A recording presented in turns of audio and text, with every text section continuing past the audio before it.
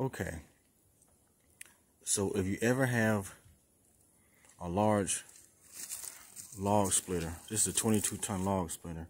If you ever have one that's been placed in the back of your pickup truck, you have to figure out a way to get it off the truck when you get home. So I don't have a bobcat or a machine, so we're gonna have to try to get it off another way. I was blessed to pick this thing up at a good price, and the guy loaded it on the truck for me. So now I have to figure out a way to lift this thing off of the truck with maybe minimal help. So what we're going to try to do is we're going to utilize a tree that has a crotch that I can use. See, I could probably, there's a crotch there. You can't see the whole thing, but there's a crotch there on the other side of that tree. I can run a rope through there and hang a block. Now this is a block.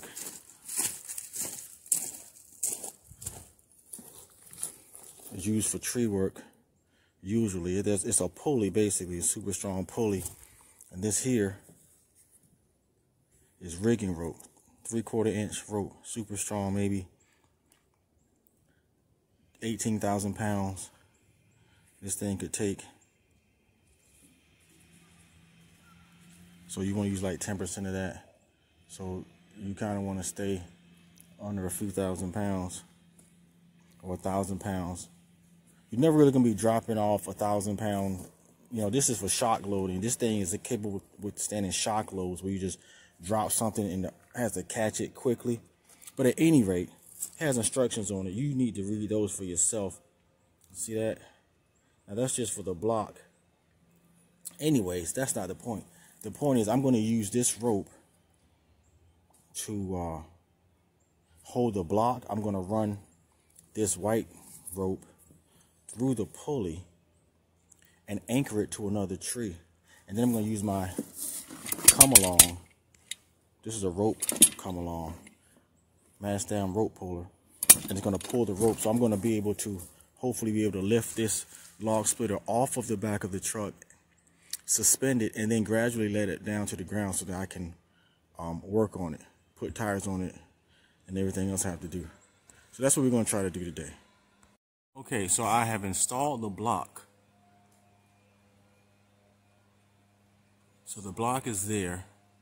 Now the next step is to run my rope. I'm going to run this rope here through the block. Then I'm going to attach another rope to the log splitter at 2 points. Alright, so the come along has been installed to the tree. We're going to wrap it around the tree. This is a 3/4 inch rope. This is a super strong rope with the carabiner. Then the come along attaches. See, this is a rope come along, so you can feed the rope all the way through, and it continuously goes. It continuously pulls. So I'm going to have to back the truck up, run the rope through the block. The rest of the rope goes down. I'm going to have to back the truck up. So that's how that's supposed to go. Okay, so now it's on the ground. Thank God. So, again, we just ran the white rope. Sorry about the focus, but we ran it through the pulley. There's the white rope.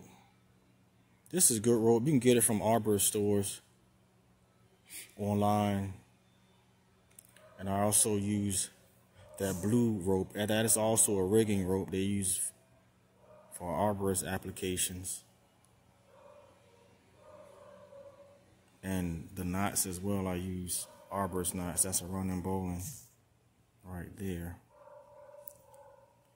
And we hooked it in multiple places and used a carabiner. like I said, very strong rated equipment.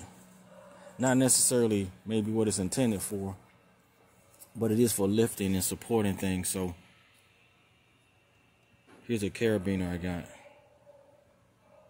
I use that. This thing's a monster. Run the rope through that. ISC Big Dan 50N. I mean, the equipment had no problem lifting that thing up, and that machine there, that little come along, that rope come along, it just totally, just easily pulled the rope through, thus lifting the log splitter up, and we slowly pulled the truck away, and the log splitter was supported by the pulley